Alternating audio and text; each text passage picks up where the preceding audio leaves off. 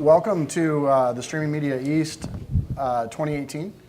This is the business track panel deploying a studio-approved multi-DRM strategy for connected and offline devices. My name is Christopher Levy. I'll be the moderator today. I've got a distinguished panel present with me as well, a bunch of really bright minds. There's quite a bit of... Hey guys, there's this little thing going on in here. All right, thank you. All right, cool. So with me today, to my left, I have Mr. Douglas Light. Douglas is the Director of Business Development for Google's Widevine group. Doug, would you like to say hello? Good morning. To Doug's left, I have Thomas Symborski. Thomas is a big shot over there at FuboTV. I'm sure some of you have heard of Fubo. Thomas? Hey, good to meet you.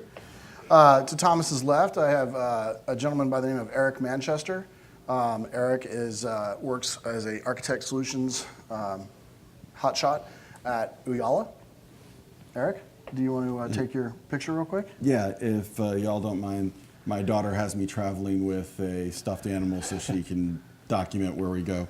If everyone would do me a favor. You'll just wave. And just wave and say, hi, Alyssa. Thank you. Dang, don't tell my daughter about this. And on the very end, we've got Vincent Viteau. Vincent is the CEO and founder of IDVIU, and Vincent's also a big hotshot. Yes, hi everyone. Yeah, all right, good. All right, so today's panel is not going to be a technical deep dive. We're going to talk a little bit about the business aspects of DRM and just kind of generally wax poetic about how DRM has become a technology that studios require for delivering premium content. And not just studios, but generally content owners at large, whether it be sports rights holders, niche content owners. DRM has become a technology that is actually driving a pretty significant portion of the OTT success in the marketplace.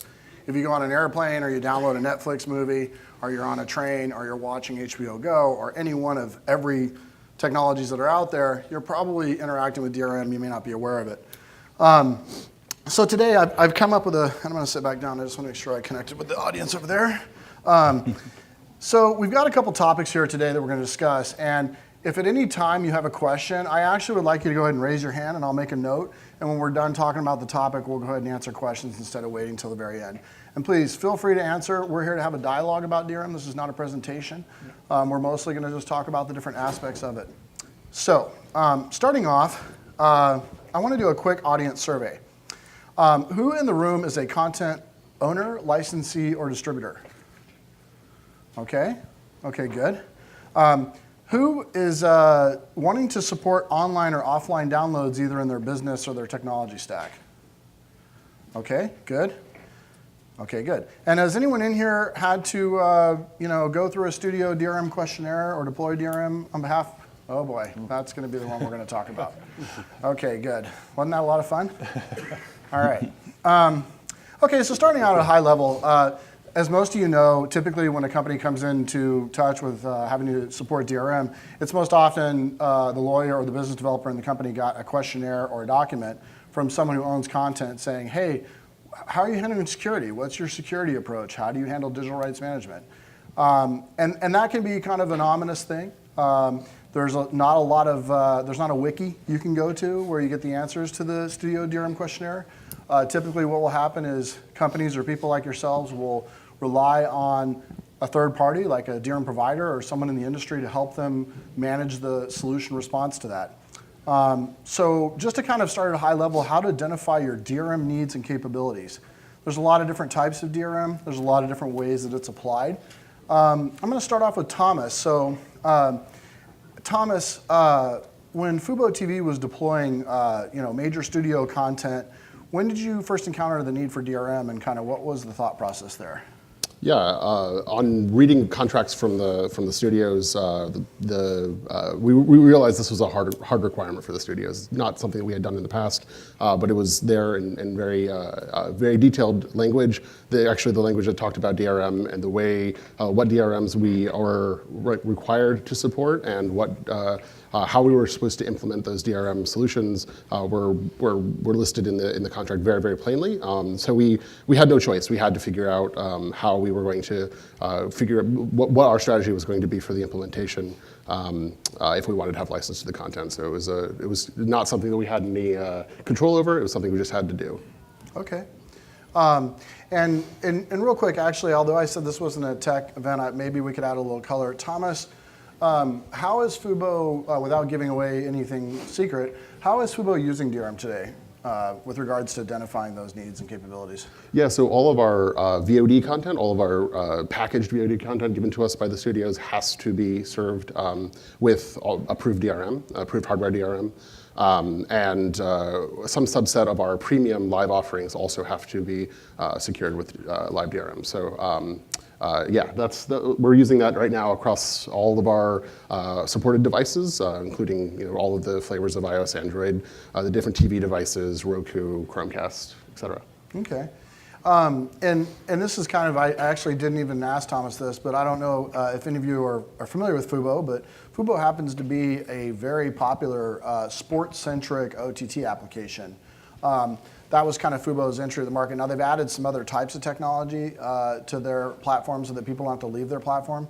But Fubo, I think, is now for about 3 weeks been the #1 sporting app in iTunes. Mm-hmm. Which is pretty impressive.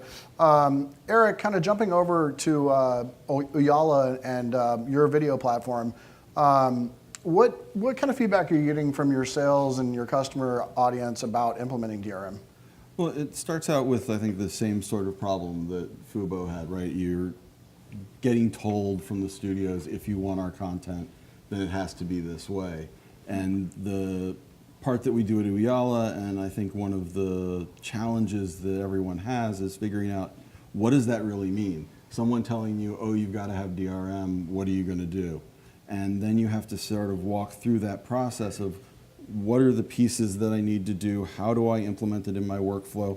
How do I change my metadata to be able to support the different use cases and rights that the user is going to have? Is it a rights locker model where every single subscriber has a completely different mode? And so you really have to sort of break it down into its component pieces just to be able to start putting it back together again and get a consistent piece. And each of the different DRMs that are out there have their own little idiosyncrasies, so you've got to make sure you take that into account as well. It's interesting. So here we have kind of two different perspectives. One is from an online video platform perspective, where DRM is part of the ecosystem. It's cooked into the entire video workflow. And Fubo's perspective, where Fubo's actually built their platform themselves and they're operating the DRM technology as part of that platform. Thomas, I'm going to bounce back to you real quick. What was the business process for selecting what type of DRM formats you were going to use? Was that mostly driven by the DRMs that are supported on the platforms you're on? Was that a business decision?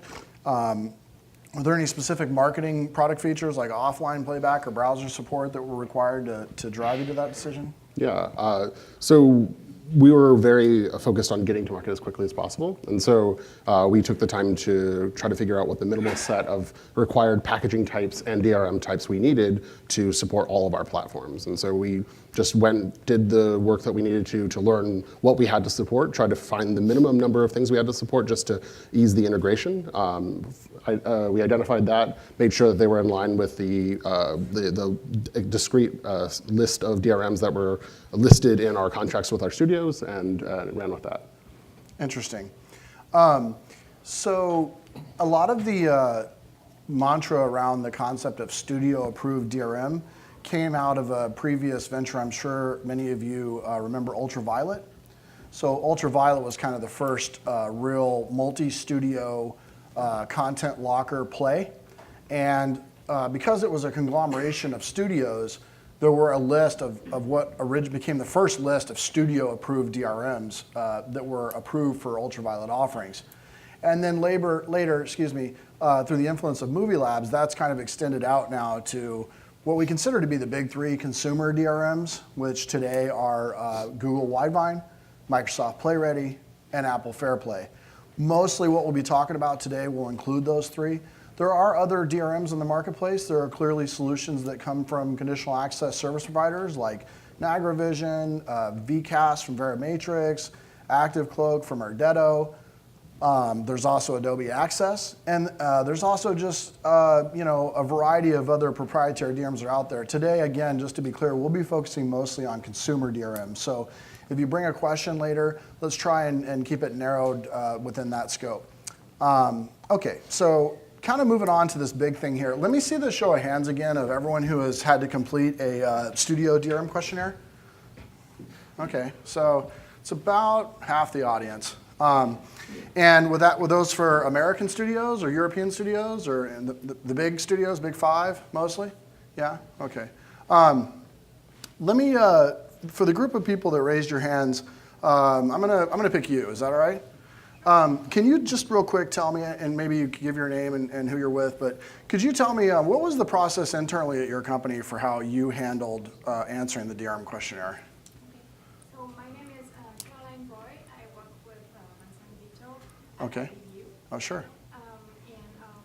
Well, the first time we had to answer that kind of questionnaire, well, of course it was pretty new for us.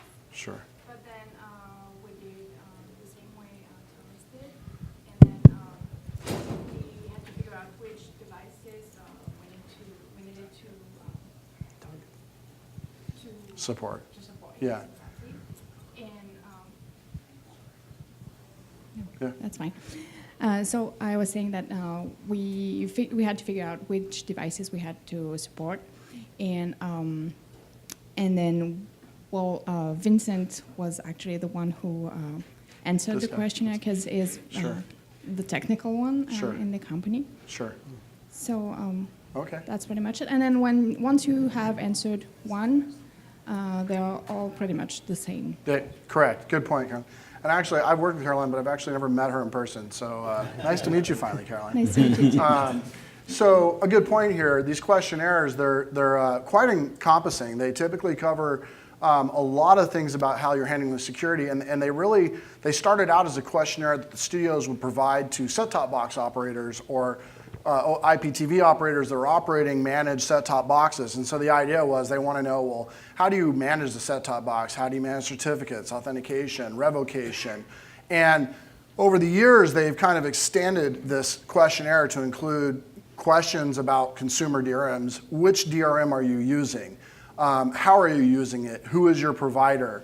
How are they managing encryption keys? How do they manage license keys? Where is the technology stored? How is it operated? These are actually pretty typical technical operations questions. We at my firm, and I've worked with all these people on the table, admittedly, that's pretty well publicly known, but I've worked with a lot of people in this industry. The DRM questionnaire is kind of the gateway to getting down the road with getting a content license from a major studio. And if you're a platform operator or a technology operator, a lot of times just impressing upon the client that you're there with them to help them answer these technical questions can really go a long ways. Bringing in a lawyer to manage the questionnaire process probably adds a little too much overhead because the questions are very generic technology questions that can be answered. So if you're in the room and you've had to do that, I commend you. I think that this stuff is starting to become more standardized over time, and so I have a feeling at some point there'll be a standardized questionnaire. Today it does vary from studio to studio, but as Caroline pointed out, the questions typically tend to be pretty consistently the same. I was going to bring one today, but in the advice of my counsel I didn't because they are confidential, although the data is the same from studio to studio. But to kind of move into this process, Doug, actually, I'm going to throw this one over to you. Sure. But now that we're entering the 4K era, and DRM is a mandatory component for 4K video, Doug, what's Google seeing with regards to how the uptake is for hardware-supported DRM with 4K on Android and the Android platform? Well, I think in one other aspect Krista was talking about in terms of security and the things that we put in our license agreements are robustness rules for the hardware suppliers. So there's really two levels of security that we look at, both the software security of our DRM as well as ensuring that the devices are meeting the robustness rules that are handed down by the studios. And that's in every one of our product licenses, whether it's for a set-top company, whether it's for a TV manufacturer, whether it's for a service provider, to make sure that the robustness rules are followed. We don't police those, but we certainly, you know, when you license somebody, you trust that they are going to follow that, you know, follow those rules. In terms of our view of what's happening with 4K, you know, we're a technology company that leads with the evolution of what's going on in the product areas. In terms of studio questionnaires, we've participated in those many times with both the service provider as well as some of the implementation companies. We provide the documentation so that, again, it becomes a smooth process on our side. We follow the movie lab specifications. So ultraviolet, we were part of that group. We're part of, not necessarily part of movie labs, but we certainly follow the movie lab specification. There's no approval required by movie labs to say DRM XYZ, including Widevine, met our specifications. We work with the studios very close so that we are always emerging with some feature, output protection, or something that allows us to maintain the integrity of our DRM internally, the types of algorithms that we use. We work with all the encoder companies, so we're in front of what's happening with 4K, 8K, and 22K whenever that decides to come out. So we work, again, with a lot of the studios. We work with the OEM manufacturers, work with DRM suppliers for multi-DRMs, CA companies. We try to be very agnostic, but our goal is to provide the security requirements needed for the operators to be able to license and be able to utilize, you know, our internal products like Android products, our browser technology, but also to allow us to bridge across other manufacturers, even like Apple. We have solutions for Apple so that, you know, as you were making your decisions like you had to do on your hardware suppliers and which DRMs, you know, it's pretty obvious that multi-DRM is something that is a need rather than a want. That's a good point. Do we have the hand mic? Sure. What's your name? I'm sorry, who are you with? John Delonzo, I'm with Swank Motion Pictures. John Talonzo with Swank Motion Pictures. My question is, do you see DRM moving more away from hardware-based chipset DRM, or to software, or really kind of from a security point of view going more with a hardware solution? It's all hardware. Yeah, Yeah. any of the integrations that we work with all the OEM manufacturers, both on the chipset side or the other products, primarily hardware root of trust. Actually, and that's a really, you know, right there, I should have had this. This is why I want to do questions in the middle of the panel, not after. You brought up a good point. And first off, if you don't know who Swank is, they are a content solution provider. If you're in the cruise business or the airline business, there's a whole cottage industry. I say cottage, it's quite a big business, of companies who already have all the content from the studios. They've already completed all the security questionnaires and all the licensing, and they basically provide you the entire library of content as a license. And in Swank's case and in some of the other companies' cases, they even have the technology platform for you to operate it. So you make a good question. Swank, for example, is an MPA-approved platform, and that's something I wanted to talk about. There's a couple terms here that we should clarify. First off, up until very recently, with even 1080p content, and primarily out of Microsoft's PlayReady involvement in the business, this concept of trusted execution or hardware DRM started to evolve around 2011, 2012. There were companies in the place like Trustonic and others who had software implementations that created an emulation of hardware in the sense of providing a safe place to put the actual keys to play the content back. And over time, what has happened now is that in the marketplace, because of the way the technologies have been developed, one of the clear things that's happening with 4K is that hardware is a requirement. And the reason it's a requirement is because to lose a 1080p file is kind of a big deal, but to lose a 4K file or just have it overtly be out there in the open, it's somewhat of a tragedy because of what people can do with it.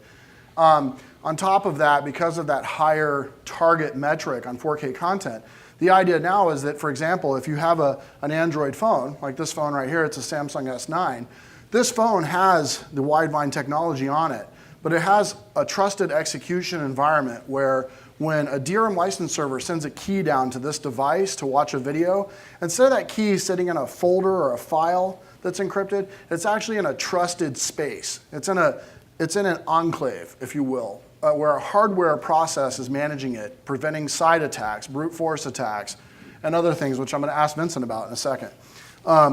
So get ready. There's two other terms I want to define right now too, and that's one I just threw out there. So this whole thing about studio approved DRM, there really is no list of studio approved DRMs. It's more of a name, just a namesake. When I say studio approved, what I mean is when you get a DRM questionnaire from a studio, there's probably only 3 or 4 DRMs that are on there as a checkbox, and so those in essence are the studio approved DRMs. The second thing is this term MPA approved platform or facility. Kind of a separate tangential thread, not totally related to our discussion, but the more and more you get around DRM and you get around studio content, there's this concept of having an MPA approved facility. For example, Amazon, AWS, is an approved MPA facility. Many of the CSPs like Swank and others are MPA approved platforms, and that just means they've gone through an exhaustive auditing process to be allowed to have access to studio content in the raw, unencrypted, pre-consumer form.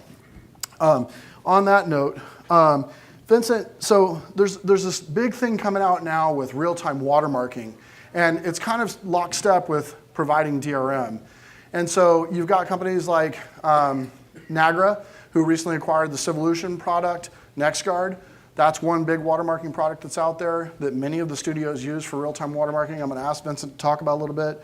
But DRM and watermarking have now become kind of synonymous technologies. If you look at like Kodi, for example, if you saw in the news recently how Ardetto was in the news with Fox and a bunch of other news agencies, how about they busted a bunch of people at a boxing match recently that was in Europe. The thing with real-time watermarking, you're going to start to see more and more of it. It's actually in between the encoding and the DRM part, and so it's actually kind of important that you understand it if you're going to be applying DRM, because the watermarking, in essence, mostly happens prior to that. There are some technologies that do it on the player side, like Friend MTS and others, but primarily the model in the business today is to insert the forensic watermark in the encoded file before it's encrypted.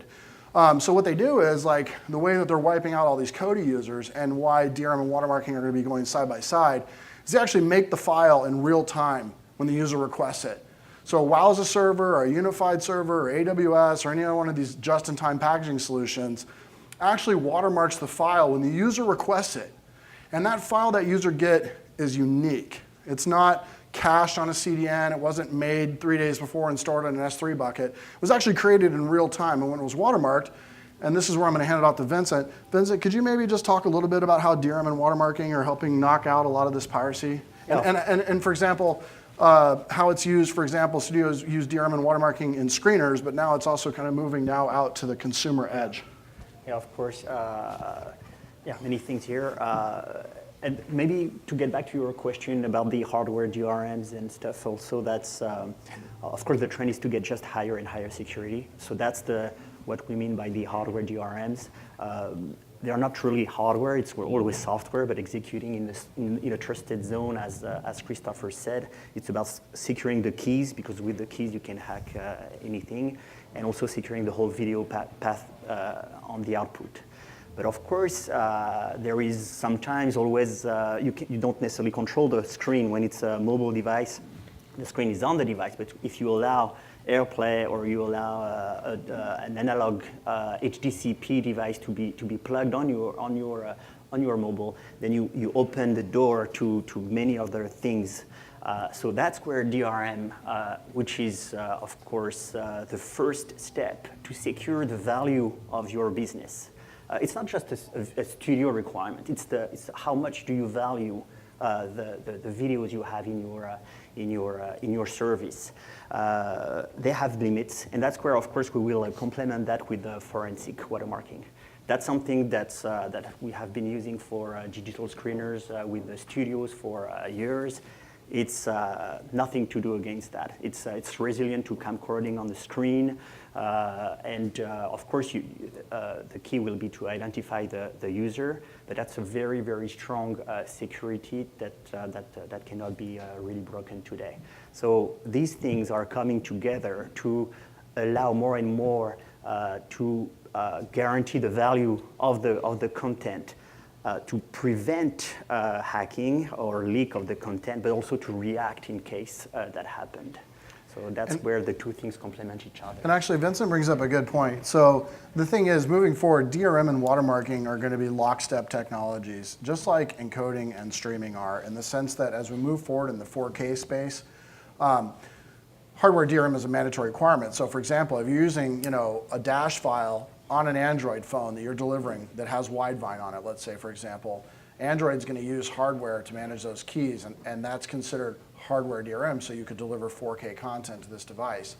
Another example is on the Apple ecosystem, so the iOS ecosystem, the tvOS ecosystem, Apple TV, they also have a trusted execution space for FairPlay. And so studios have approved 4K content for native deployments on Android and iOS and tvOS because they have native hardware built into them that manages the DRM keys. An example, and admittedly, they're a company that we work with, but yesterday, Epix, who I'm sure you're all very familiar with, epix.com, they launched 4K content on the Apple TV yesterday using a solution that we built that supports FairPlay. And the studios approved it because there's hardware support on the Apple TV that allows them to deliver that FairPlay license to the tvOS implementation on the Apple TV, and those keys are stored securely. So on top of that, I think more and more of you, when you fill out these questionnaires, watermarking is going to start to become a mandatory technology as well, and it has to be integrated prior to the DRM workstream. So you have the video capture process, or, yeah, we're doing a panel in here. You got the video capture process, you've got the encoding process, you add the watermarking, you add the encryption, you deliver it to the user gets the key to play it, the user plays it back. That's kind of the workflow chain. So for those of you that are presented with a questionnaire, there are various different watermarking technologies that are out there. Without just being too provincial, like I said, there's the NextGuard solution from Niagara, which is very popular. Civolution, very well-established company. Verimatrix has a watermarking technology. Erdetto has a watermarking technology. A lot of these technologies are server-side. They insert some stuff into the unencrypted file. There are also some client-side watermarking technologies, which are a little different, and I won't delve into those too much, but companies like Friend MTS, they actually do it on the client side. It's a little different. It's still watermarking, though. Content Armor is another company that has a watermarking solution, and I think there's a question here, and if you could just speak up or something, then I'll come back to you. Speaking of the client side, don't you need a client side to get that user-level watermark? It's a great question, and you know what? That's another thing. So there are these watermarking services, and I learned all this from Vincent. So Vincent, if I say this wrong, it's your fault. But the way the watermarking technologies work is, hey, we found our video out in the wild, a live event, a UFC fight, a boxing match, a movie that we released exclusively direct to consumers. That video file is then passed through what's called a detection service that's operated by the watermark provider, okay? They run that video through a detection system that has the right technology in it to find the watermark. They detect the watermark, they then exfiltrate the data out of the video stream and say, oh, it's user 517, and that instantly identifies who the watermark belongs to, who the file belonged to. That's the server side. Now on the client side, it's a little different. And frankly, I am not as familiar with like Friend MTS's technology. I know we've looked at it a couple times, but I know they actually insert something on the client side in the video, probably in the header of the video or something that a user would not normally notice. But I think client-side DRM or client-side watermarking is a heavily proven technology in the sporting market. Like I know Friend MTS has a huge business doing that in Europe, for example. I think server-side watermarking is the default standard for studios because Vincent can tell you, Vincent operates a very large screener platform that one of the majors uses exclusively, and every file in there is watermarked on the server side when it's created before it goes out to someone to review it or buy it or vote on it for an Emmy. So they're both kind of competing technologies. You know ahead of time you're sending it to that. Yeah, you do. So at scale, I'm going to apply that to our apps, right? Yeah, The client side, if I have users coming in at scale, right? Fair. That user is. yeah. Yeah, without getting too far down that road, I'll just say real quick. Personally, and I've said this before, I believe the entire CDN business is going to change dramatically over the next 3 to 5 years. The business of storing big, large, unpackaged objects up on S3 buckets or Akamai Net Storage and then caching them at different servers around the world is going to entirely go away. And the business that the CDNs are going to move back into is the business of being a transport. And most customers will start to operate their own origin servers, like a unified server or a while as a server. They'll have like a watermarking component in it from like a Niagara, let's say. And that's how they'll scale it. They'll origin the files in the CDN, and the CDN will distribute it. And the CDNs will go back to being distributors and not just lockboxes for your unpackaged content. Kind of a separate dialogue. You had a question. I had a question for watermarking, and you said it's almost like on a per user basis, right? Right. So how would you scale that? Yeah. Yeah. Yeah. That's where you have. So, Yeah. yeah. We'll quickly cut back to the previous questions. You have two options. You have server side or client side. And that's where, for instance, you can scale either way, whether it's server side or client side. Of course, it's with elasticity of the clouds and so on, you could definitively do that. But if you, from a cost perspective, to easily scale, it's cheaper on the client side. But of course, it's a trade-off with security. So you can always scale the watermarking, but of course it depends on the cost will vary, of course, depending on the technology that is chosen. What do you mean I with mean- clients? Because is the client supposed to re-encode the video again? Not No, re-encoded. there is no encoding. There is no encoding involved.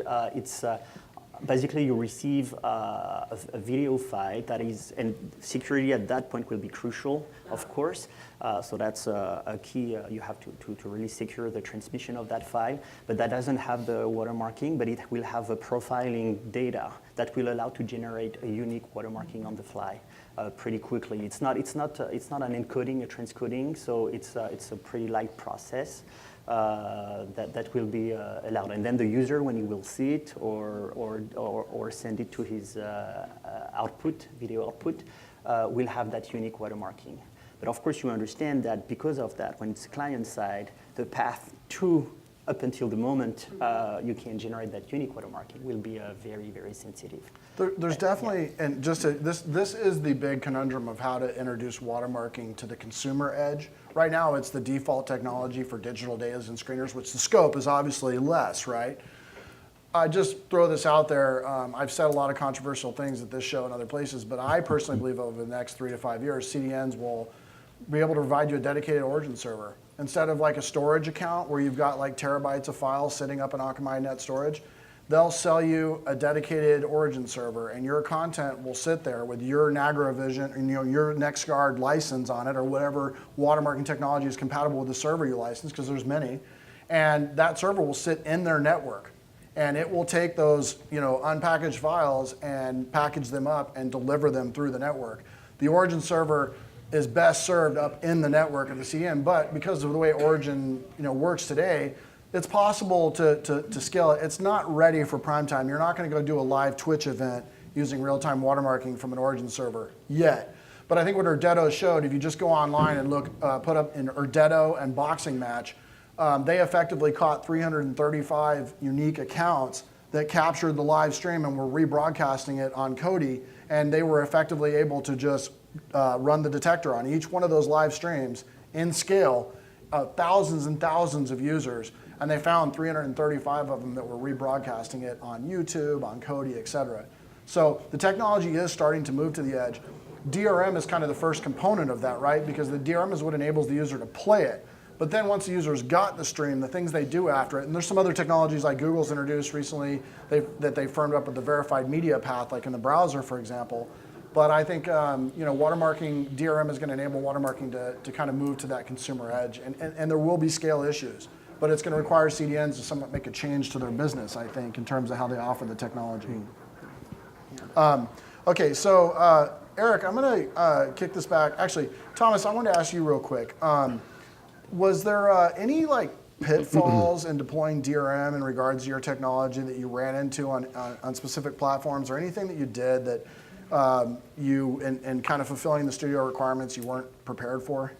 Nothing really all that difficult. I think the Roku implementation was like, I actually probably the most interesting to us, just because the APIs there are less friendly. But I mean, we had to go in, try to figure out whether or not we wanted to build or buy the license server. We wanted to, if we were to buy, we had to select a vendor, figuring out how our packager was going to work with that vendor, and then setting up accounts with the individual DRM providers, whether it be Apple or Microsoft and whatnot, getting that all together. All of that was part of the process. It wasn't all that surprising.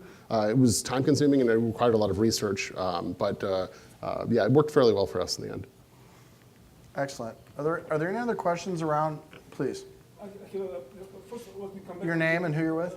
Sasha. My name is Sasha. Sasha Nikolic. And you're with who? Yeah, I'm from Inside Secure. Actually. Okay. Oh, Inside Secure. Great. Another DRM vendor. Excellent. Yeah.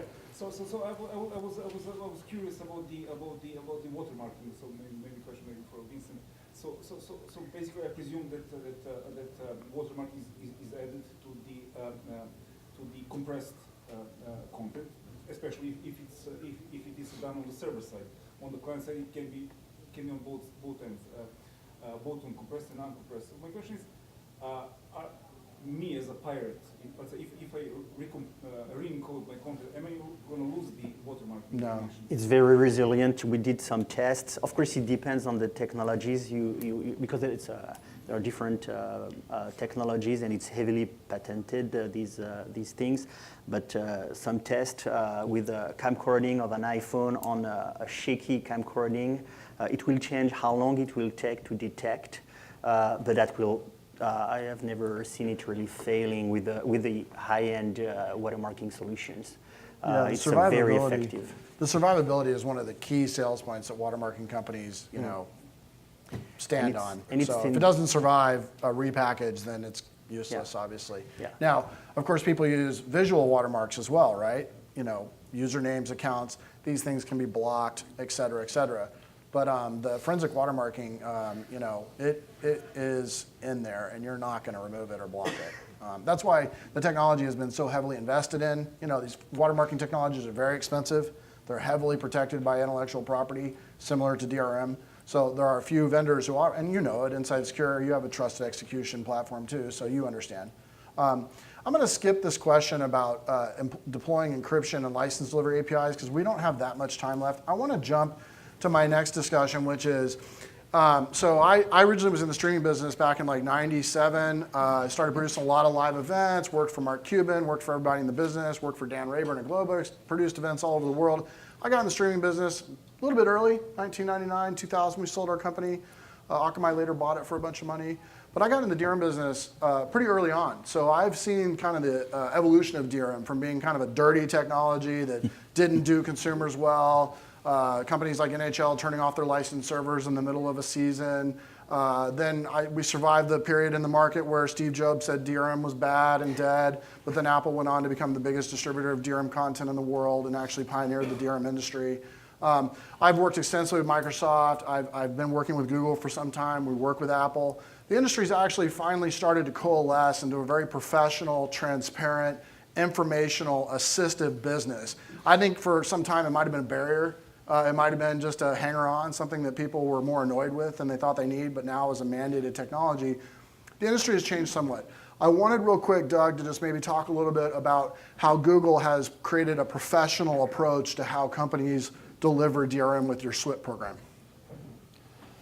When Google purchased us back in 2010, we were a private company. We were focused initially on, back in 1999 when Widevine was started, on providing DRM for the content that we thought would be going down the information superhighway.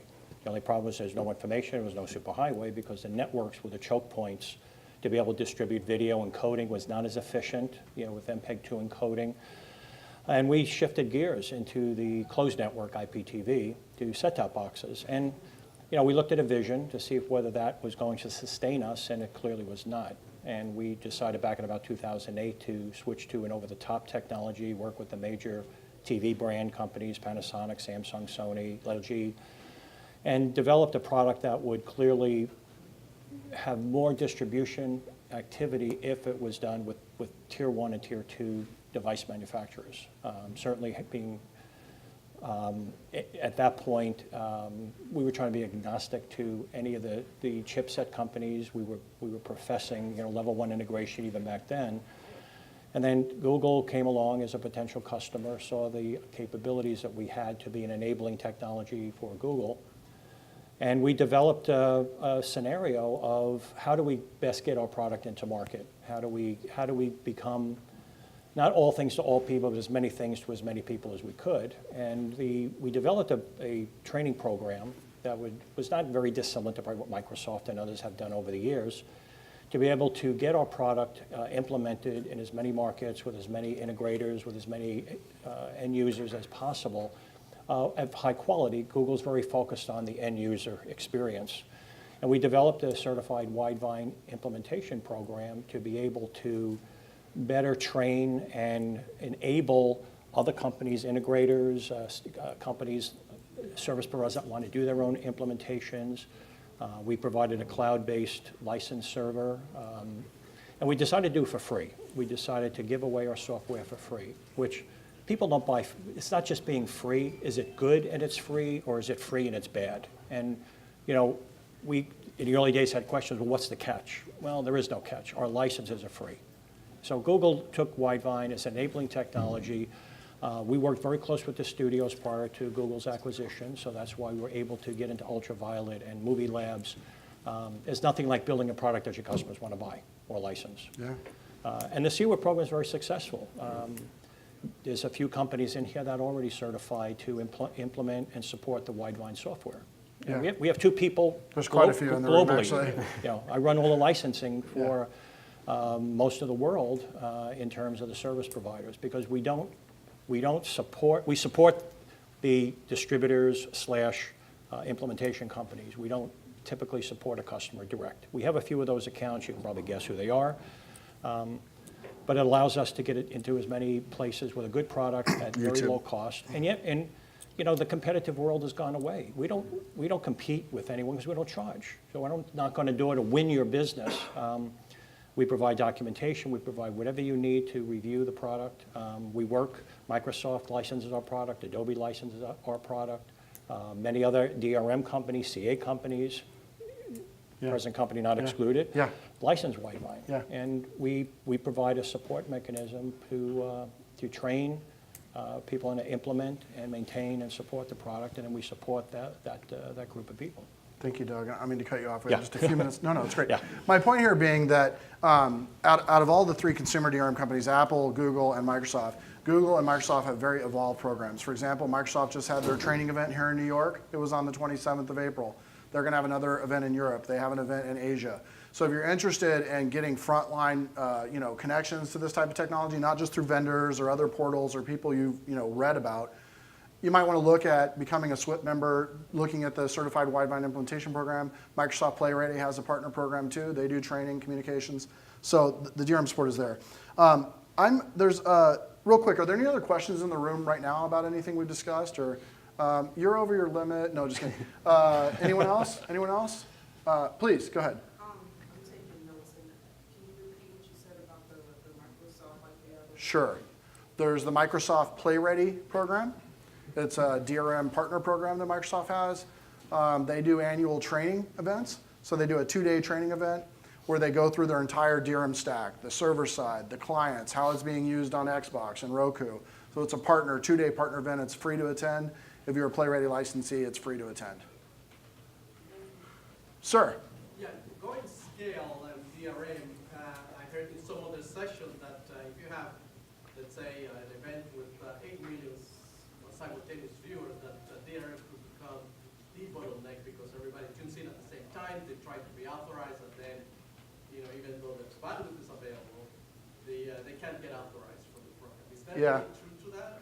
Well, sure, because there's the whole thing about, when you open the doors to a live event, that initial rush of traffic is the thing that everybody fears. And you have to actually build for that, because if you can't survive that, then the rest of the event doesn't really matter. Speaking for myself, we've recently had a lot of experience with that. I can't go into the details about it, but it really just comes down to throwing the proper amount of resources at it. It's really a resource problem. It's not a technology problem. So the answer is there are some things you can do to like pre-cache licenses for events where a user can visit a site and get a license prior to the event. That's one thing you can do. Another thing you can do is just scale up the amount of license servers that are available to deliver the licenses to the users. Right now, those are the two main approaches. So the last thing I want to cover, and I'm going to just cover it in this last minute that we have because we literally are a wrap. There's this concept of using premium SDKs, players for DRM managed content on Android and iOS. Disclaimer, my company sells this technology. So does his company. So a bunch of companies. Okay, Visual On sells it, NextPlayer sells it, Viteau sells it, everyone sells it. Why? Well, we're using native player on Android and iOS. We're using just the built-in stuff. There's a bunch of reasons why. Because every premium operator in the business typically uses a premium SDK platform. The reason being, it's all the additional features. It's not just the DRM. It's not just the security of managing the keys. It's the fact that managing DRM content to do all those things consumers want it to do, like output to televisions, like play out on AirPlay, like download and play offline, start at the same point, network DVR. DRM affects all those things. And so there is a trend out there for people to use premium SDKs with DRM components to make those deployments happen. And that's something you might look at, and there are quite a few vendors. The last thing I'm just going to say, feel free to come up and say hello to everyone. I have a blog, thedrmblog.com. It's a non-commercial site where you can go and learn about DRM. If you have questions, you want to learn more, or you just generally want to chat, hit me up there. And thank you all for coming today. I really appreciate it. You're a great audience. Thedrmblog.com. Thank you.